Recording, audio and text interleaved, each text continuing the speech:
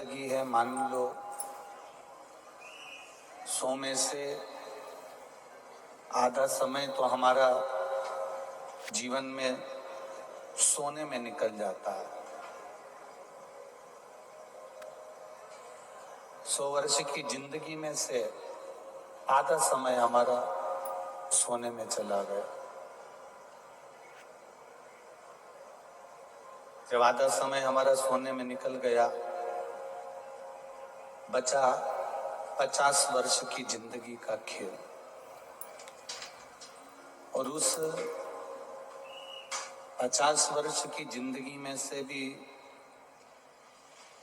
कुछ वर्ष हमारे ऐसे ही भ्रमण करते करते निकल जाते हैं।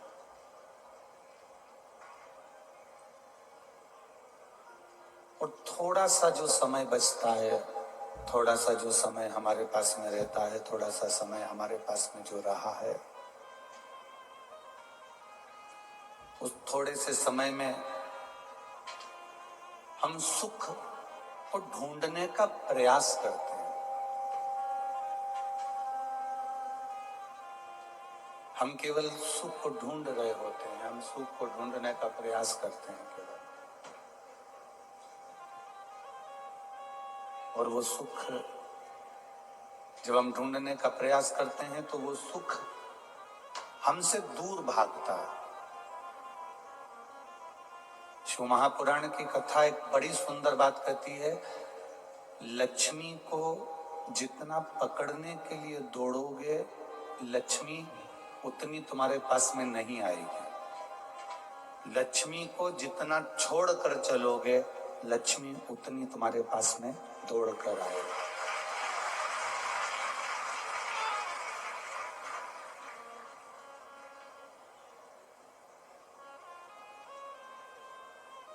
आप जितना सुख को चाहने का प्रयास करोगे कि मुझे सुख मिल जाए, मुझे सुख प्राप्त हो जाए, मुझे सुख मिले, सुख प्राप्त हो जाए, उसको ढूंढने का जितना प्रयास करोगे, वो सुख तुमको प्राप्त नहीं होने वाला।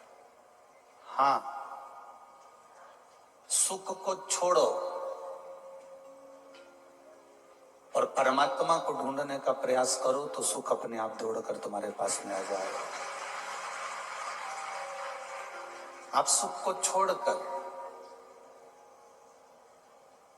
जितना सुख को पकड़ने का प्रयास करोगे, जितना सुख ढूंढने का प्रयास करोगे, उतना सुख तुम्हारे पास में नहीं आए। आप सुख को ढूंढना बंद कर दो।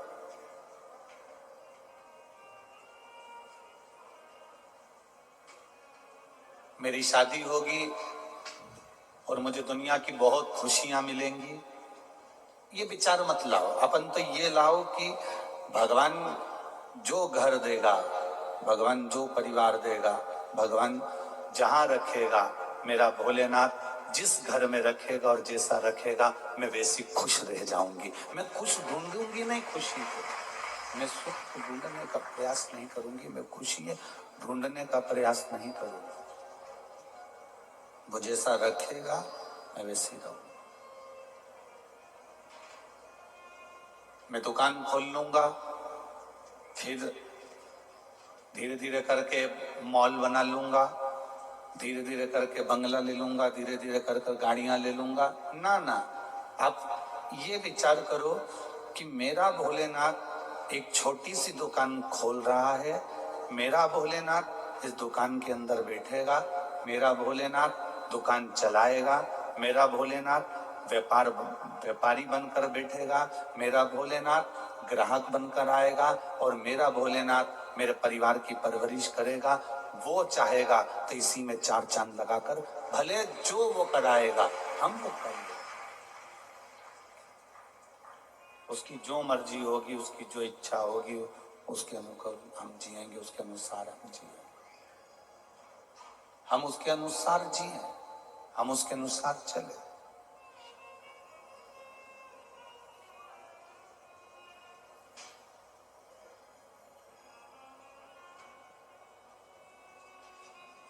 चुप रहने में, मौन रहने में जो सुख है, वो सुख दुनिया का कहीं नहीं है।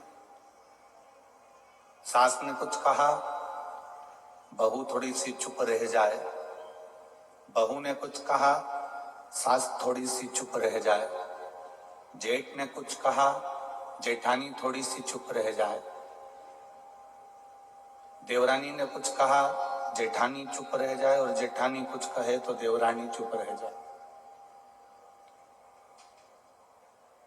मौन में सब कुछ प्राप्त हो सकता है। मौन रहने में सब कुछ प्राप्त हो सकता है।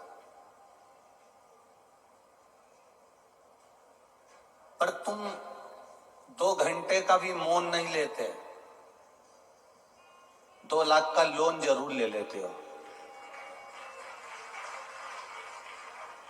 अब तुम सोचते हो कि मैं लोन लेकर सुखी हो जाऊंगा, लोन पाकर सुखी हो जाऊंगा, लोन प्राप्त कर कर सुखी हो जाऊंगा। लोन से कभी कोई सुखी आज तक नहीं हुआ।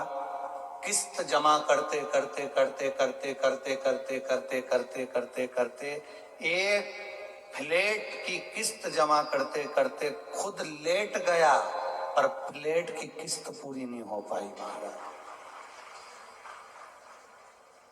मौन में जो सुख है वो सुख लोन में नहीं है। जो मौन में सुख है वो सुख लोन के अंतर्गत नहीं है।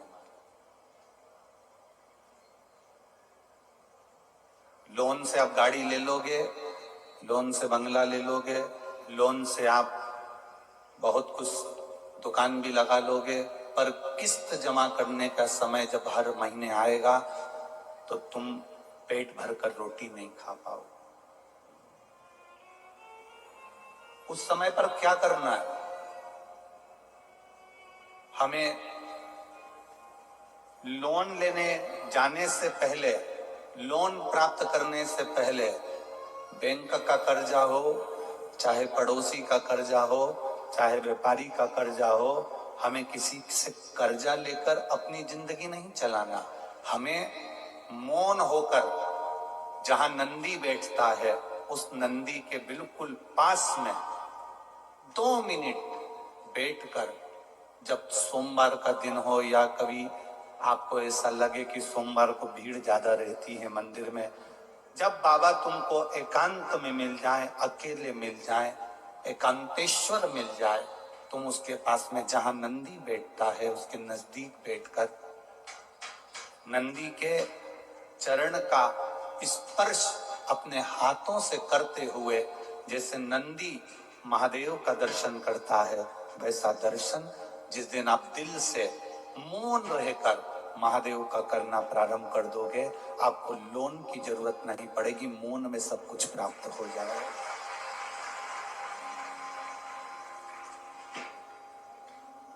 आप मौन से सब कुछ प्राप्त कर सकते हो, मौन से सब धारण कर सकते हो।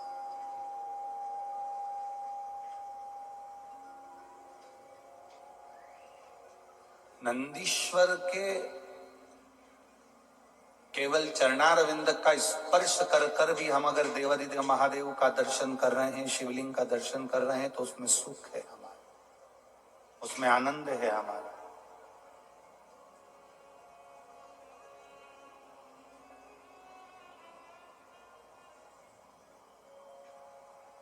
एक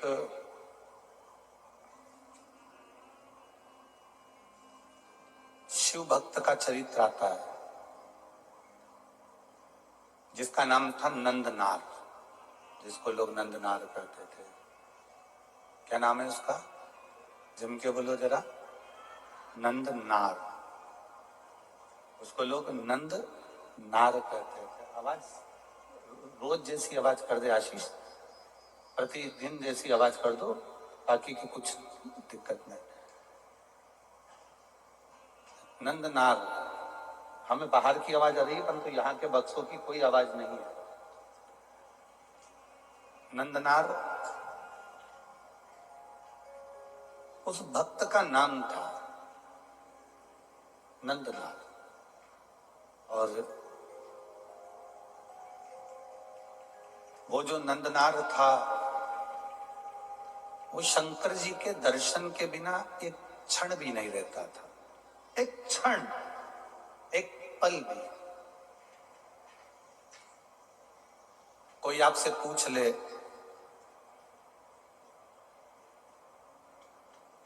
कि गुरुजी ने नंदी के पांव पकड़कर शिवलिंग के दर्शन का वर्णन किया है, ये कौन सी पुराण से करा है? तो आप कह सकते हो तमिल की तिरुविलयदल पुराण में से नंदनार का वर्णन लिया है, जिसमें नंदनार नंदी का पांव पकड़ता है, नंदी के चरण का स्पर्श करता है और मौन होकर सामने शिव का दर्शन करता है।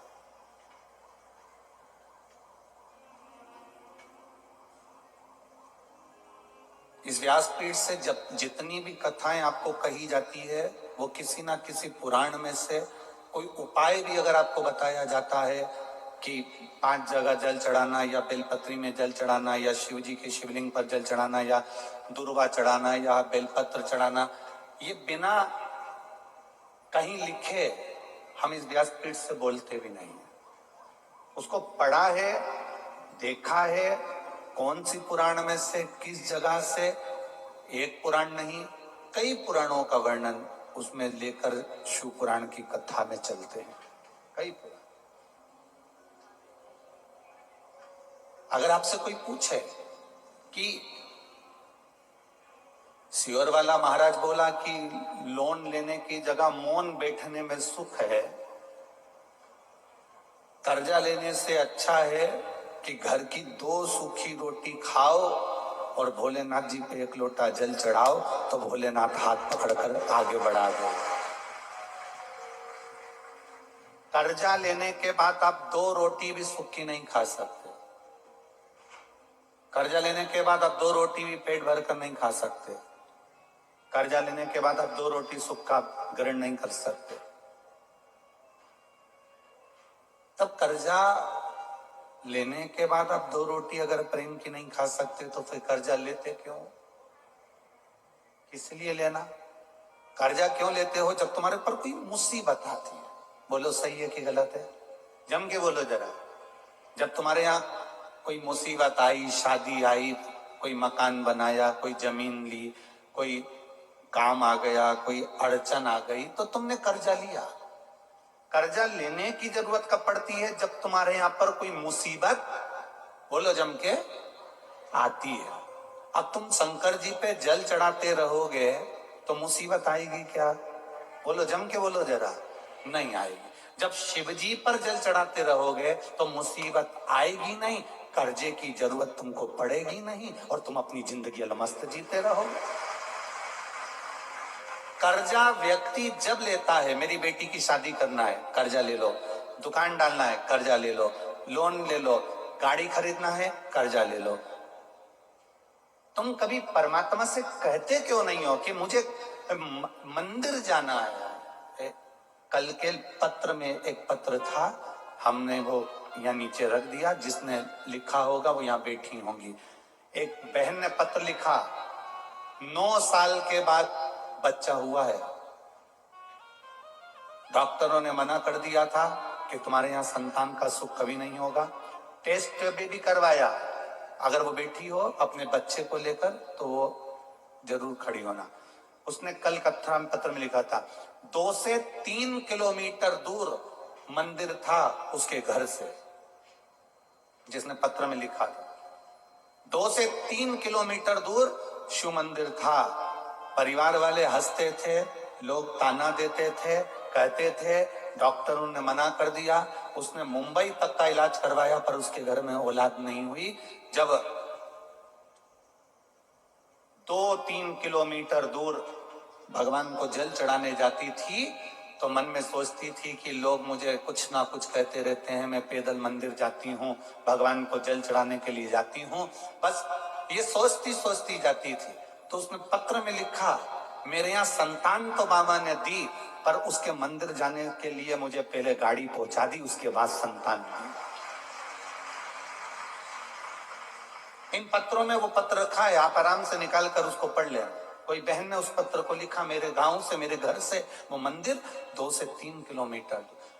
तुम्हें जब गाड़ी लेना होती है, तुम बैंक से लोन लेने का सोचते हो, मतलब तुम बैंक पर आश्रित हो, तुम दूसरे पर आश्रित हो, तुम अभी भोलेनाथ पर आश्रित नहीं हो। तुम जिस दिन भोलेनाथ जी से कह दोगे तेरे मंदिर आता हूँ, सीहोर आता हूँ, कुबेरेश्वर धाम आता हूँ, महाकाल आता हूँ, कृष्णेश्वर आता हूँ, लोगों की गाड़ी का इंतजार करना पड़ता है, कोई मुझे लेकर चले जाए। बाबा ऐसी कृपा करना, ऐसी गाड़ी देना जिसमें मैं दुनिया के लोगों को ले जाकर एक बार शिव पुराण की कथा सुनूंगा। गाड़ी मेरे लिए मत देना, गाड़ी ऐसी देना कि जब अगली कथा हमारे महाराष्ट्र में हो, अगली कथा कहीं पर भी हो, तो ऐसी गाड़ी देना, उस गाड़ी में सबको भर कर लेकर जाऊं, मेरे मोहल्ले की, मेरी माताओं को, मेरे पड़ोसियों को, मेरे रिश्तेदारों को, जो शंकर जी के मंदिर में जल चढ़ाने वाले हैं, मंदिर में एक छोटा सा बैनर लगा दूं कि मेरी गाड़ी फ्री है, मेरे बाबा ने मुझे दी है, इस गाड़ी में मैं इतनी तारीख से कथा में जाऊंगा, तुम्हें चलना हो तो चलो, तब मेरी सार्थकता। वो गाड़ी लोन से नहीं आएगी, वो गाड़ी मौन से आएगी।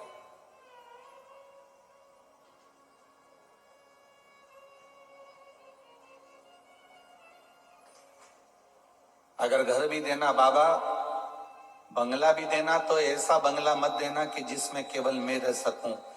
घर देना, बंगला देना तो ऐसा देना कि जब हमारे नगर में शिव महापुराण की कथा हो और मेरे रिश्तेदार मुझसे पूछें कि कथा हो रही है, तो मैं सबको फोन लगाकर बोलूं कि मेरा घर बहुत बड़ा है, आप आराम से आओ, ये बाबा का घर है, इसमें रुको, ये बाबा का घर है, इसमें रुको और आराम से रहो, कथा सुनो, भोजन करो, सब व्यवस्था तू देगा तो मैं कर सकता हूं, मेरी सामर्थ्यता नहीं है बाबा कि मैं कुछ कर सकूं, तू देगा तो सब। आज जितने लोग टीवी पर कथा सुन रहे हो, जितने मोबाइल पर कथा सुन रहे हो और जितने इस पंडाल में कथा सुन रहे हो, आज से नियम ले लेना कि कर्जा नहीं लूंगी, कर्जा नहीं लूंगा, फसल है कर्जा नहीं लूंगा, शादी है कर्जा नहीं लूंगा, कर्जे में नहीं मरूंगा, मौन रहकर बाबा से दिल की बात कहूंगा कि बेटी की शादी है, तुझे करना है तो वो लेकर आएगा और शादी कर कर जाएगा। दुनिया से लोगे तो उनको लौटाना पड़ेगा, पर मेरे काल अधिपति से लोगे तो उसको कभी लौटाना नहीं पड़ेगा, वो खुश होकर देगी देगा। आप उसकी भजन में बल बढ़ाओ। जहां नंदी बैठा है शिव मंदिर के सम्मुख में, शंकर भगवान के सामने, उस नंदी के पास में जिस समय पर आपको समय मिल जाए और आपका दिल लगे कि आज मैं बहुत दुखी हूं, मैं बहुत कष्ट में हूं, मेरे जीवन में बहुत कष्ट चल रहा है, जीवन में बहुत तकलीफ चल रही,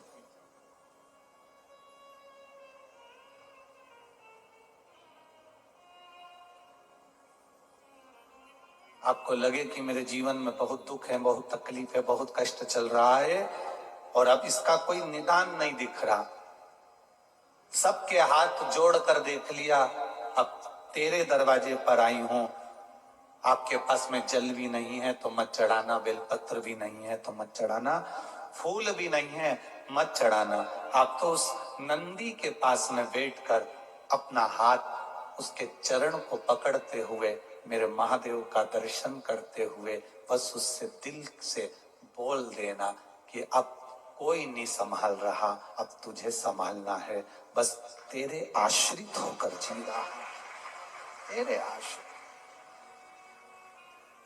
हमने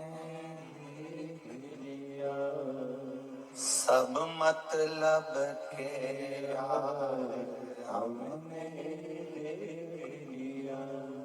झूठे नाते, झूठे रिश्ते, झूठे नाते, झूठे रिश्ते, झूठा है संसार हमने सब मतलब के यार हमने। देख लिया संसार हमने। ये जितने मिलते हैं कुछ ना कुछ दुख देने वाले मिलेंगे, पर जीवन का जो सुख है वो सत्यम शिवम और सुंदरम में है। जब सत्य हमारी जिंदगी में आएगा तो शिव हमारे पास आएगा। शिव हमारा अगर हो गया तो तुम्हें फिर लोन लेने की जाने की जरूरत नहीं पड़ेगी। तुम्हारा जीवन सुंदर हो जाएगा, मूर्णता में सुंदर। सत्य रूपी परमात्मा को पकड़ो, सत्य रूपी शिव को पकड़ो।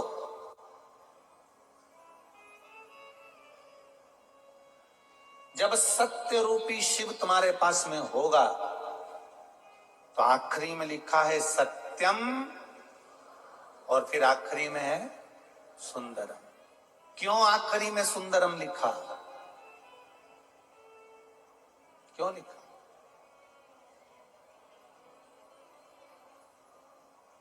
अशोक स्तंभ में लिखा हुआ है सत्यमेव जयते। पढ़ा है आप लोगों ने कि नहीं पढ़ा? पढ़ा है ना? अशोक स्तंभ में लिखा हुआ है सत्यमेव जयते, सत्य की जीत होती है। यह अशोक स्तंभ में हमारे वेदों से लेकर लिखा गया। शिव कथा भी वही कर रही है। सत्य रूपी शिव को जिसने पकड़ लिया, सत्य रूपी शिव का जिसने स्मरण कर लिया, सत्य रूपी शिव को जिसने पहचान लिया, सत्य रूपी शिव के चरणों में जो जाकर बैठ गया, सत्य रूपी शिव को एक बार जिसने मनन चिंतन कर लिया, स्मरण कर लिया, तो तुम्हें कहीं जाने की जरूरत नहीं पड़ेगी। सत्य रूपी शिव अगर तुमको मिल गया तो फिर तुम्हें कहीं मत जाना, तुम्हारा जीवन वैसे ही सुंदर हो जाएगा जैसा सत्यम शिवम। जीवन की सुंदरता शिव दे सकते हैं, जीवन का सुख शंकर दे सकते हैं। लोन लेओगे, लौटाने की चिंता रहेगी। भगवान के पास बैठ जाओगे, अपना कर्म करना, मेहनत करना, अपना परिश्रम करना। ये जरूर ध्यान रखना, ये नहीं कि तुम नंदी के पास पांव पकड़कर बैठ गए तो तुम अपना कर्म नहीं करोगे। मेहनत करना, अपनी एग्जाम की तैयारी करना, कंपटीशन एग्जाम की तैयारी करना, परिश्रम पूरा करना। और परिश्रम को करते करते फिर जब मौका मिल जाए कि अब मैं सब कुछ कर चुका हूं, अब मेहनत भी कर रहा हूं, और मेहनत करते करते शिव के शिवालय में जाकर, शंकर के शिवालय में पहुंचकर, क्योंकि शिव का शिवलिंग जहां होता है वो मंदिर नहीं होता, वो शिवालय होता है। मंदिर और शिवालय में जमीन आसमान का अंतर होता है। मंदिर में भगवान स्थान एक बार प्राण प्रतिष्ठा हो जाती है तो मंदिर में भगवान के प्राण आने के बाद में, प्राण प्रतिष्ठा के बाद में भगवान मंदिर के अंदर रहते हैं। शिवालय का मतलब होता है कि भगवान का शिवलिंग भले मंदिर के अंदर होगा, शिवालय में होगा, पर नंदी बाहर है तो मेरा महादेव नंदी पर बैठकर रोज भ्रमण करने जाएगा। वो मंदिर के अंदर टिक नहीं सकता। मंदिर में और शिवालय में अंतर होता है। मंदिर में भगवान स्थायी बैठा है और शिवालय में भगवान स्थायी नहीं बैठा, वो चलता फिरता रहता है। रोज प्रदोष काल आएगा, रोज प्रदोष का समय आएगा, रोज शाम का समय आएगा, शंकर जी नंदी पर बैठेंगे, पार्वती को बिठाएंगे और भ्रमण पर निकल जाएंगे। किसके यहाँ पहुंचेंगे? जिसने दिल से महादेव का भजन करा है, उसके दरवाजे पर नंदी रुकेगा और भंडार भरवाएगा। ये नंदी के चरण क्यों पकड़े जा रहे हैं? नंदनार नाम का शिव भक्त नंदी के चरण क्यों पकड़ रहा है? नंदी के चरण पकड़ कर क्यों रख रहा है? उसका कारण केवल इतना है कि ये नंदी ही एक ऐसा है जो मेरे दरवाजे तक लेकर शिव जी को आ सकता, मेरे महादेव को मेरे द्वार तक लेकर आए।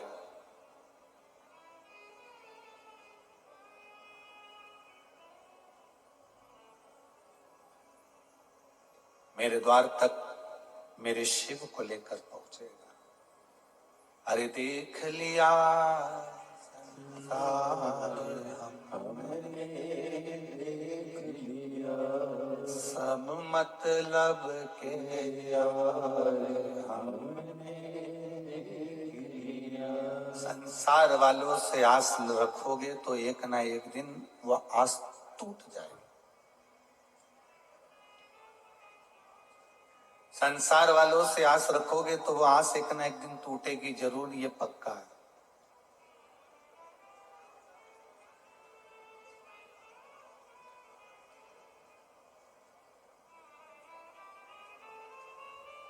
आस टूट सकती है,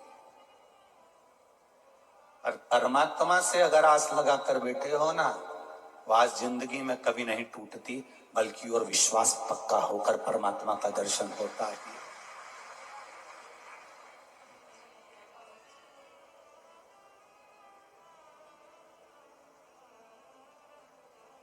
तुम्हारे साथ क्या होगा, अगला एक कदम तुम्हारा क्या होगा, तुम ऑटो में बैठकर जाओगे कि गाड़ी में बैठकर घर जाओगे, ये परमात्मा ही जान सकता है। दुनिया में कोई ऐसा भविष्य वक्ता नहीं हुआ कि तुम्हारे आने वाले समय को बता दे, क्योंकि जो ललाट पर उस परमात्मा ने लिख कर भेजा है वो दुनिया में कोई टाल नहीं सका, वो होकर रहता है, वो होकर रहता है। बस आप उसके सहारे चलो, आप उसके भरोसे में चलो, आप उसके विश्वास पर चलो।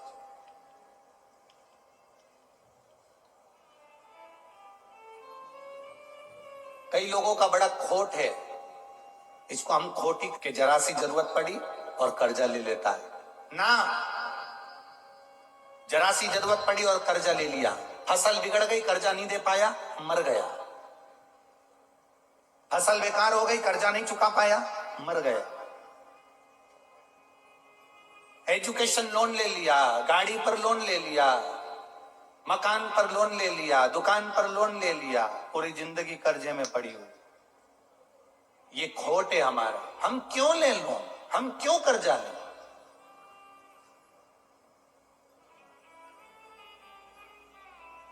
हम उसकी भक्ति उतनी कर लें कि हमें कर्जा लेने की जरूरत नहीं पड़े, मेरा महादेव इतनी झोली भर दे कि हम और दूसरे को लुटा दें कि ये लेकर जा, तेरा जीवन अच्छे से जी, हम और दूसरे को दे।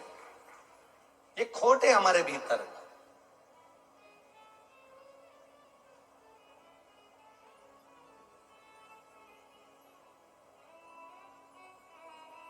शिव महापुराण की कथा में आया करो तो यहां पर तुम्हारे अंदर के जितने खोट हैं, मदिरापान करते हो,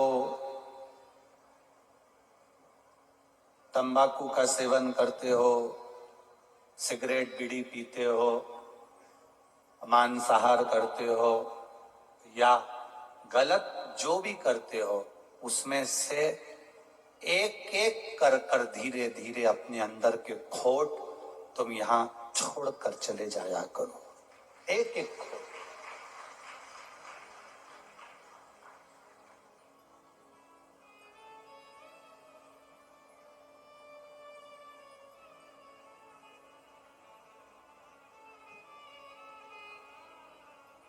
हमें आप लोगों से कोई बहुत दौलत या धन या संपदा या सत्ता नहीं चाहिए। हमें तो केवल आपके अंदर जो बुराइयां छुपी हुई हैं, आपके अंदर जो बुरा तत्व छुपा है, किसी के अंदर क्रोध है, किसी के अंदर लोभ है, किसी के अंदर आसक्ति है, किसी के अंदर वासना है, किसी के अंदर तृष्णा है, किसी के अंदर कोई कोई खोट भरे पड़े हैं, वो खोट हमको बस छोड़ देना,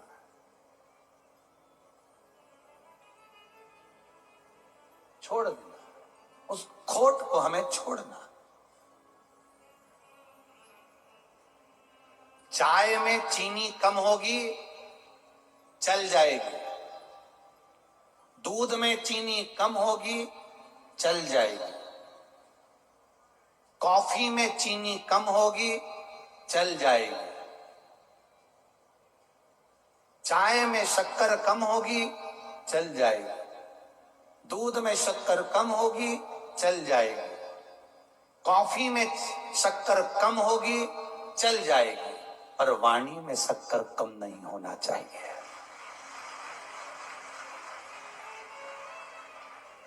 चाय में चीनी कम चल सकती है, पर अपनी वाणी में, अपनी जिह्वा में चीनी कम नहीं होना चाहिए।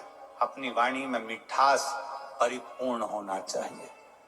अपनी वाणी में शक्कर परिपूर्ण होना चाहिए, परिपूर्ण।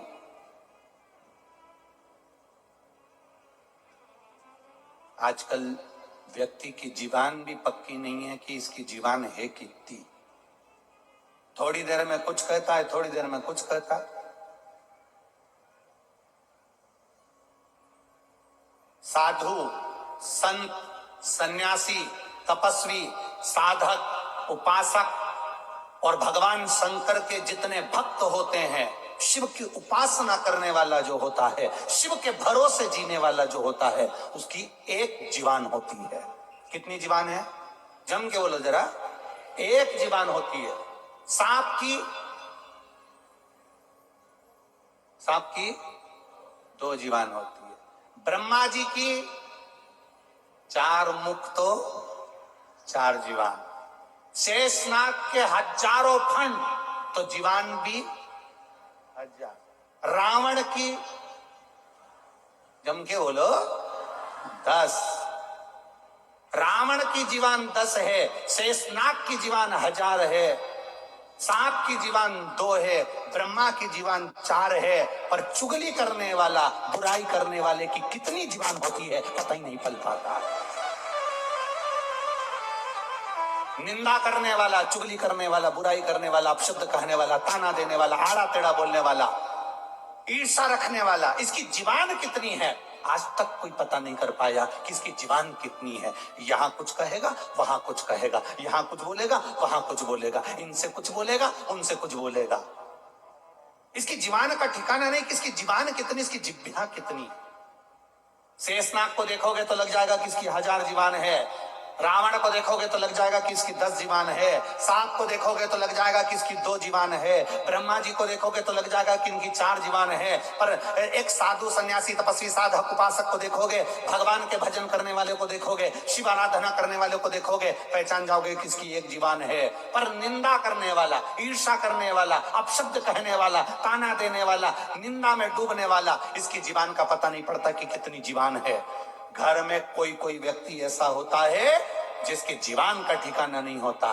थोड़ी देर में मम्मी को ये बोल दिया, पापा को ये बोल दिया, भाई को ये बोल दिया, बहन को ये बोल दिया, मायके में ये बोल दिया, वहां पर ये बोल दिया, बहन का फोन आया तो ये बोल दिया, भाई का फोन आया तो उसको ये बोल दिया, काका जी का फोन आया तो उसको ये बोल दिया, मामा जी का फोन आया तो उसको ये बोल दिया। उसकी जीवान एक नहीं है, उसकी जिह्वा पक्की नहीं।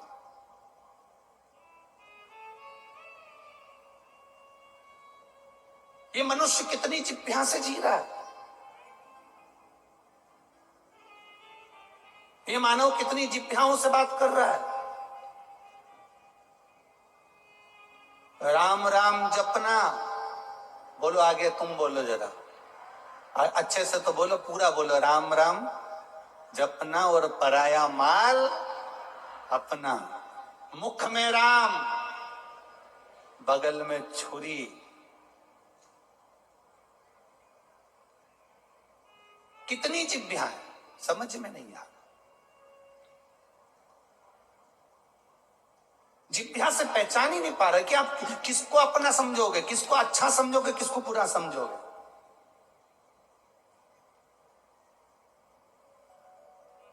आप पहचान नहीं पाओगे कि ये अपना है कि पराया है। आप जान नहीं पाओगे कि ये अपना है कि पराया है।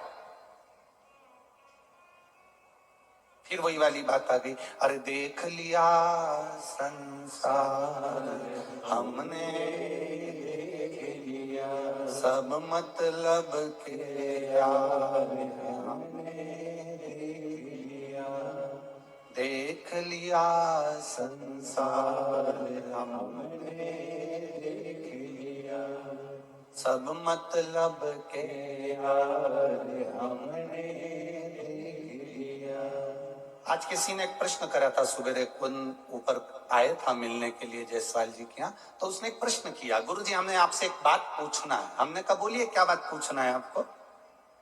कहा गुरुजी बस इतना सा पूछना है कि दूसरे देश में पति पत्नी जब चलते हैं तो बिल्कुल साथ हाथ से हाथ पकड़कर बैया में बैया डालकर चलते हैं, केवल हमारा भारत ही ऐसा है कि पति पत्नी दूर दूर चलते हैं।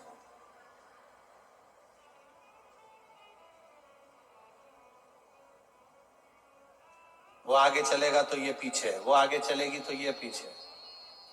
प्रश्न है, अब प्रश्न करने वाला तो कोई भी प्रश्न कर लेता, प्रश्नों का कोई सिर पांव थोड़ी ना होता कि उसने तो बस पूछ लिया।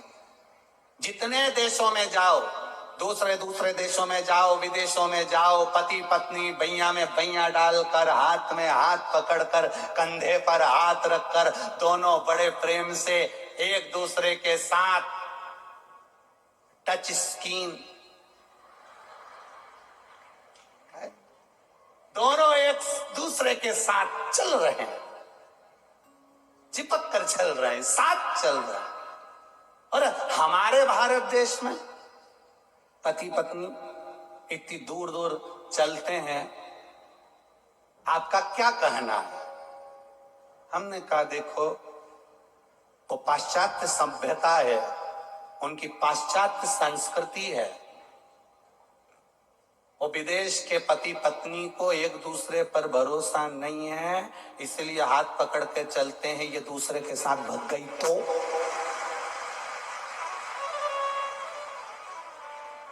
वो पाश्चात्य संस्कृति है। मां विदेश के पति पत्नी को एक दूसरे पर भरोसा नहीं है, ये किसी के साथ भग गई तो, ये किसी के साथ भग गया तो, इसलिए हाथ पकड़ कर चलते हैं। और हमारे भारत में 7 फेरे लेने के बाद पति पत्नी में वो संबंध हो जाता है जो 7 जन्म तक निभता है, पूर्ण भरोसा। हमारे भारत में पति पत्नी के बीच इतना विश्वास, इतना भरोसा हो जाता है। पति को पत्नी पर भरोसा है, बाजार गई है सब्जी लेकर आ जाएगी, लेट हो गई आ जाएगी, बात कर रही होगी कहीं रह गई होगी। पत्नी को पति पर भरोसा है, गए हैं ट्रैफिक जाम हो गया होगा, आ जाएंगे, आराम से आ जाएंगे, कोई चिंता नहीं, कोई टेंशन नहीं। ये जहां हाथ पकड़कर चल रहे हैं, तुम गाड़ियों में पे भी देखना, तुम्हारे औरंग यहाँ पर छत्रपति संभाजी नगर में कई लोग पति गाड़ी चलाए, पत्नी उसके कमर में हाथ डाल के कैसी बैठ जाए, समझ लेना कि इनको डर है, भग नहीं जाए। और जो पति पत्नी आराम से, पति आगे चल रहा है, पत्नी पीछे चल रही, पति यहाँ चल रहा है, पत्नी वहां चल रही, बड़े आराम से दोनों फ्री होकर चल रहे हैं, समझ लेना इनकी विश्वास पक्का है, ये कहीं नहीं जाएंगे।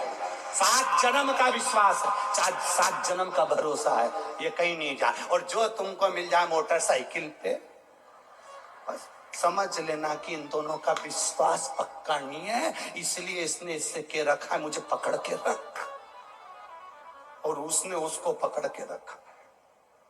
विश्वास, कहीं भग गया तो, कहीं भग गई तो। मेरा विश्वास कहता है वैसे छत्रपति संभाजी नगर में तुम सब समझदार हो, तुम तो ऐसे बैठते नहीं होगे। हम तो हमारे यहाँ की बात कर रहे हैं, हमारे यहाँ की कारीगरी, विश्वास, भरोसा। कोई जरूरी है कि कंधे पर हाथ रख के चलोगे तभी लोगों को लगेगा कि ये दोनों धड़ी लुगाई है, पति पत्नी है? कोई जरूरी है कि हाथ पकड़ के चलोगे तो लोगों को पता चलेगा कि ये पति पत्नी है, इन दोनों में घना प्रेम है? जिनका प्रेम रोड पर ज्यादा नजर आता है, उनका प्रेम घर में कभी नजर नहीं आता है।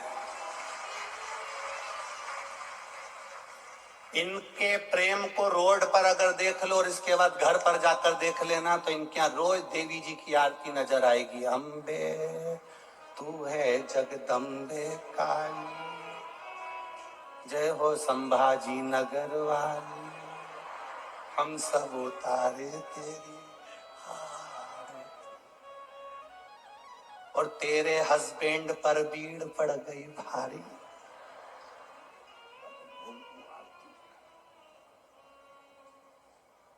अब जिसने प्रश्न किया था वो यहीं बैठा है।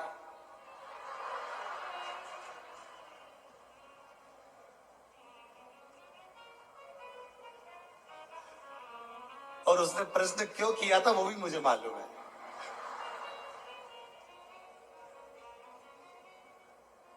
अब तुम प्रश्न भी तो ऐसे महाराज से कर रहे हो जो पगला है। ऐसे महाराज से प्रश्न पूछते तो वो उत्तर भी अच्छा देता। हमारे यहाँ विश्वास पक्का है, दृढ़ी है, भरोसा पक्का है। हम भरोसे पर जीते हैं, हम विश्वास पर जीते हैं। भारत की भूमि का एक एक व्यक्ति अपने भरोसे पर जीता है, विश्वास पर जीता है। विश्वास।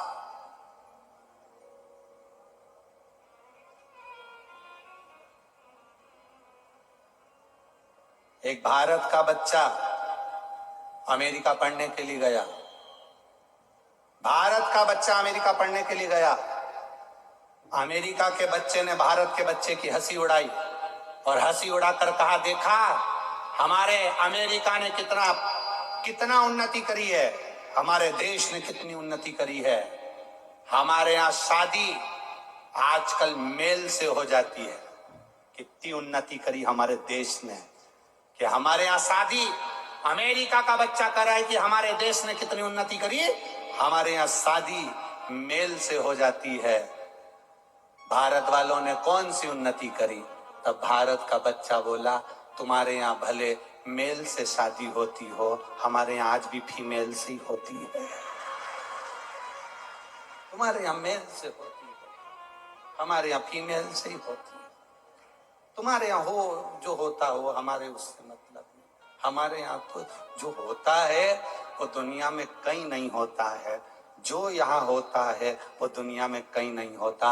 यहाँ चिड़िया को दाना दिया जाता है, गाय को पूजा जाता है, गंगा को पूजा जाता है, कन्या को पूजा जाता है, वृक्षों की पूजन करी जाती है, पर्वतों की पूजन करी जाती है, और तो और रोडों की भी पूजन करी जाती है। ये कोई साधारण देश नहीं, ये संस्कृति और सभ्यता को देने वाला भारत देश है। जहां छत्रपति शिवाजी जैसे, छत्रपति संभाजी जैसे इस भारत की भूमि पर जन्मे हैं, वो साधारण भारत की भूमि नहीं। जहां की माता अपने बच्चे को जन्म देती है तो शेर की तरह जन्म देती है, और जब माँ कह दे बच्चे से, बच्चा अपनी माँ के लिए तारा भी तोड़ कर ला सकता है। वो छत्रपति शिवाजी जैसी इस पवित्र धरा का आनंद पाता। कोई सहज है?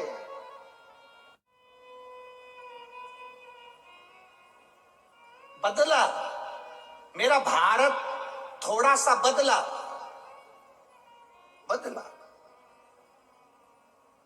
थोड़ा सा बदला।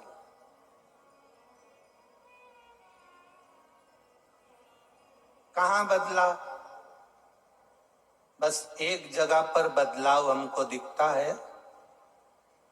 खुद के पापा को जब बोलता है तो पापा, और जब पत्नी के पापा को बोलता है तो पापा जी। पापा जी, बदलाव तो हुआ, थोड़ा सा तो बदला।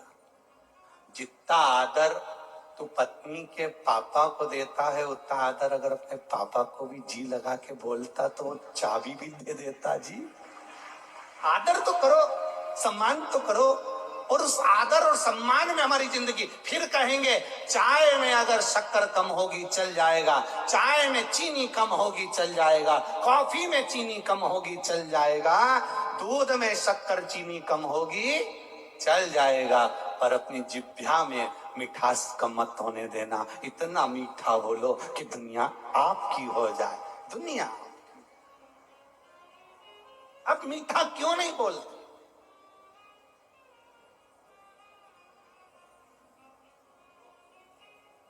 मीठा क्यों नहीं बोलते? थोड़ा सा मिठास हमारे जीवन में हो, थोड़ी सी मिठास, और हम उस मिठास से दूर चले जा रहे हैं। दूर हम कहां अपना समय दे रहे हैं? शिव महापुराण की कथा कहती है हम अपना समय होटल में दे रहे हैं, हम अपना समय गलत विचारों में दे रहे हैं, हम अपना समय गलत सोच में दे रहे हैं। तो आपका कभी अच्छा नहीं हो सकता। आप समय अच्छी जगह देना चालू करो। सुबह से उठो, एक लोटा पानी भरो, बच्चों के हाथ में भी पकड़ाओ, जाओ जल चढ़ा कर आओ। अपन अपना अच्छा समय अच्छी जगह देंगे तो अपने को अच्छा प्राप्त होगा। जो फ्री होता है वो सबको फ्री समझता है। एक लड़की तैयार होके सज धज के रेलवे स्टेशन चली गई। एक लड़की तैयार होकर सज धज कर रेलवे स्टेशन पर पहुंची। स्टेशन मास्टर से पूछा लोकल ट्रेन कितनी बजे आएगी? स्टेशन मास्टर ने कहा 10 बजे।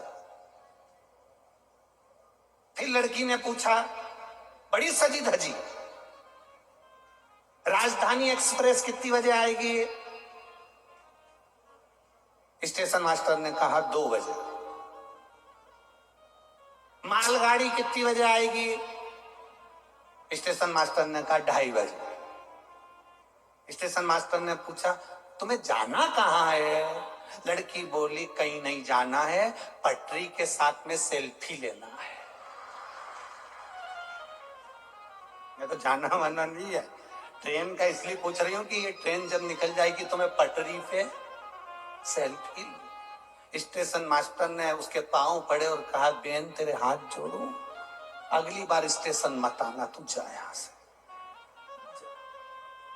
जिसके पास समय फ्री वो फ्री की बात करे, जिसके पास में मूल तत्वता है भगवान की भक्ति की, जिसके पास में मूल आनंदता है भगवान के भजन की। यहाँ जितने लोग कथा सुन रहे हैं, जितने लोग आस्था चैनल पर कथा सुन रहे हैं, जितने लोग फेसबुक पर कथा सुन रहे हैं, जितने इस छत्रपति संभाजी नगर की पावन धरा पर कथा सुन रहे हैं, मेरा विश्वास कहता है आप अपने घर जाते होगे, जितने दिन तुम यहाँ की कथा सुनकर जाते होगे, कम से कम 5 दिन, 7 दिन, 6 दिन, 8 दिन इस कथा की चर्चा जरूर करते होगे। हमने कथा सुनी थी, संभाजी नगर गए थे, वहां कथा का रसतत्व ग्रहण करा था, वहां हमने ऐसी कथा सुनी, वहां पर हमने इस प्रकार की कथा सुनी, वहां पर व्यवस्था ऐसी थी। हमने रोज कथा को याद किया, हमने रोज परमात्मा को याद किया, हमने रोज भगवान को याद किया, तो भगवान भी हमारे स्मरण को आता है।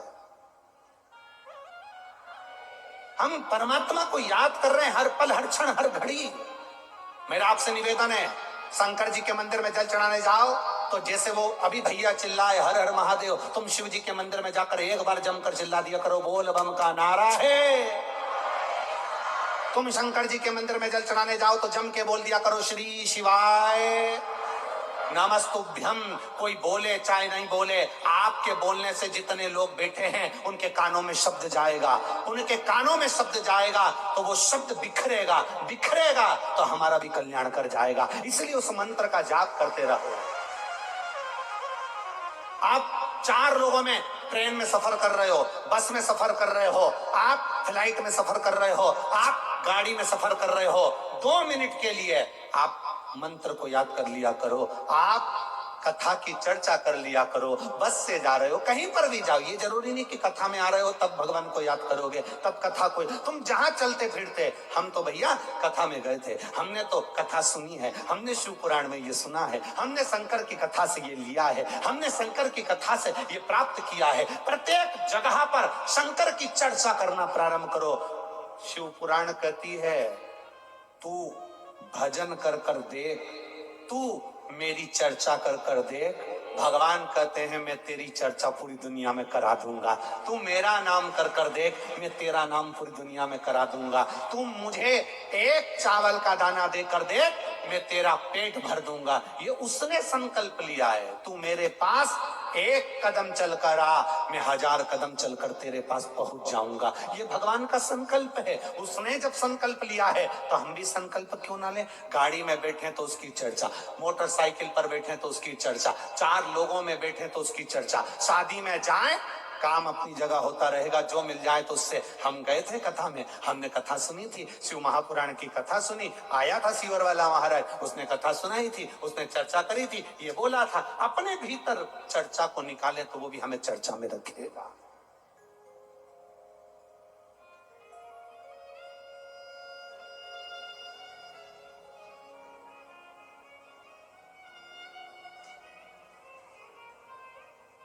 एक बेटी ने पत्र लिखा है। पत्र क्या लिखा है? हमको डराया है। पत्र थोड़ी ना लिखा है, डराया है।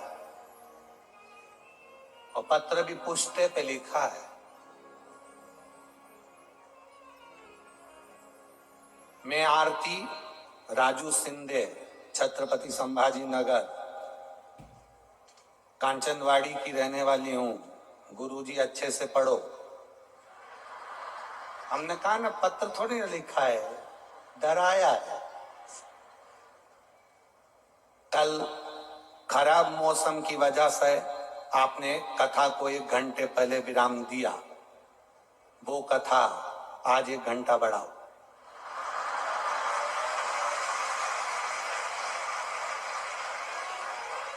हमने कहा ना, वो तो दिल्ली की साक्षी थी, महाराष्ट्र की होती तो छुरा निकाल के गला काट कर लिया थी। हमने कहा ना, ये साधारण है, ये महाहिल्या है। जीजाबाई, ये कोई साधारण नहीं हो सकती।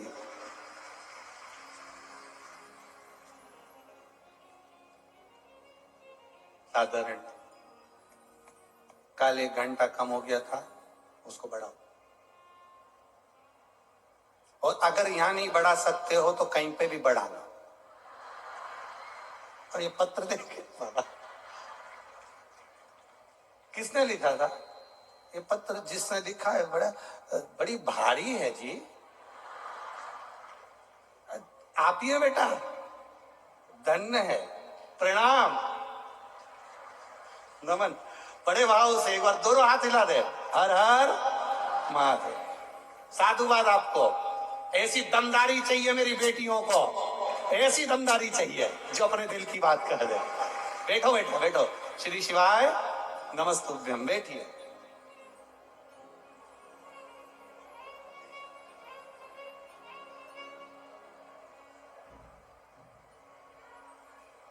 शिव कथा कह रही है,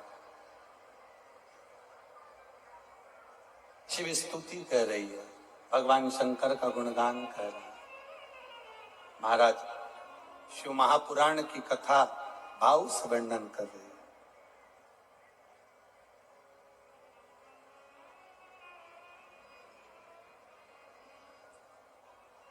डमरू वाले तेरा ही नाम लिया करता हूँ, तुम्हारी याद में जिया करता हूँ। डमरू वाले तेरा नाम लिया करता हूँ, तुम्हारे याद लिए दिल में जिया करता हूँ। डमरू वाले तेरा नाम लिया करता हूँ, तुम्हारे याद लिए दिल में जिया करता हूँ। तुम्हारी याद में ही करता हो, तुम्हारे याद लिए दिल में जिया करता हो। तुम्हारी याद लिए दिल में जिया करता हो, तुम्हारी याद लिए दिल में जिया करता हो। डमरू वाले तेरा नाम लिया करता हूँ, तुम्हारी याद लिए दिल में जिया करता हो।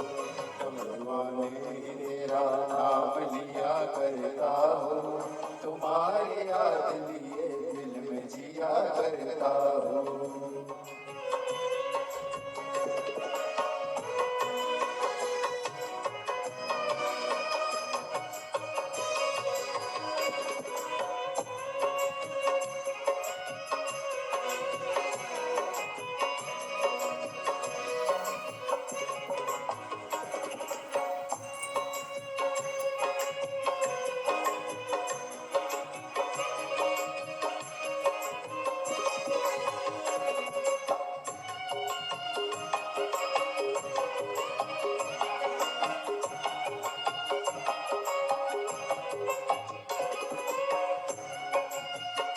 राधे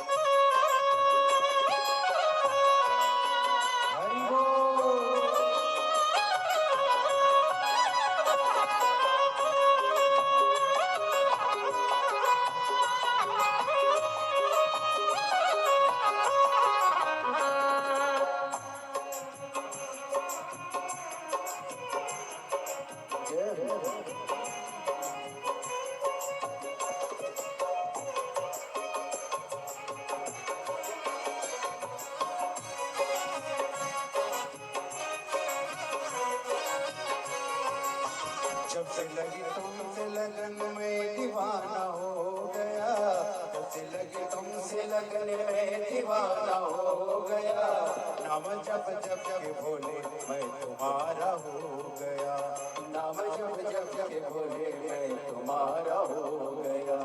जब से लगी तुमसे लगन में दीवाना हो गया, जब से लगी तुमसे लगन में दीवाना हो गया, नाम जप जप के भोले मैं तुम्हारा हो गया, नाम जप जप के भोले मैं तुम्हारा हो गया।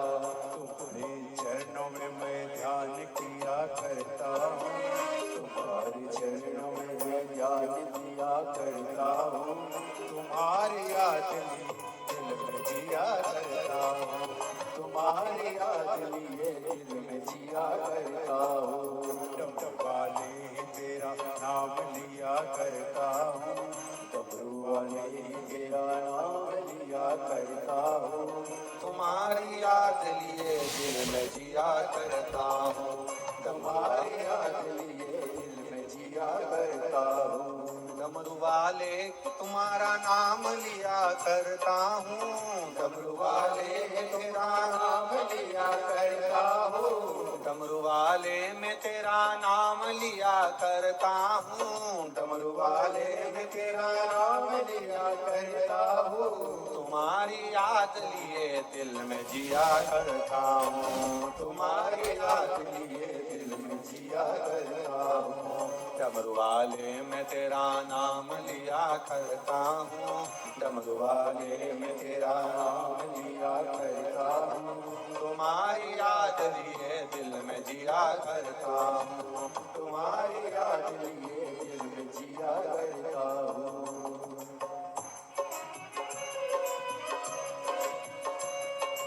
बोले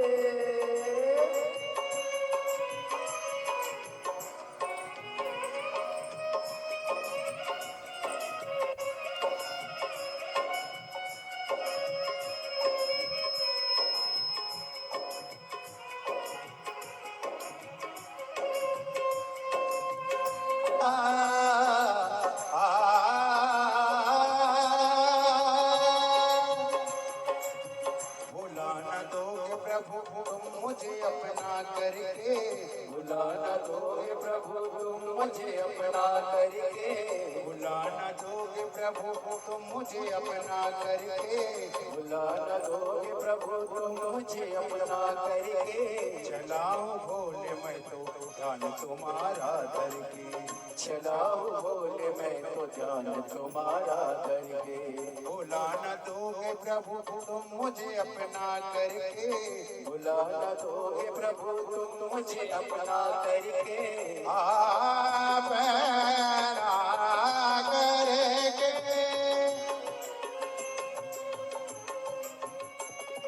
सानी बनी पमा मरे मरे सानी तरे मा पनी सा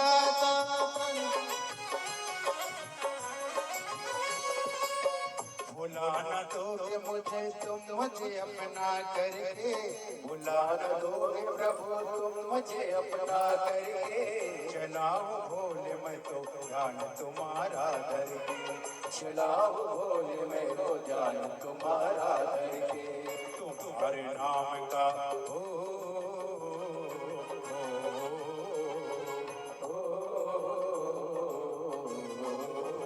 तुम्हारे नाम का गुणगान किया करता हूँ, तुम्हारे नाम का गुणगान किया करता हूँ, तुम्हारी याद लिए दिल में जिया करता हूँ, तुम्हारी याद लिए दिल में जिया करता हूँ।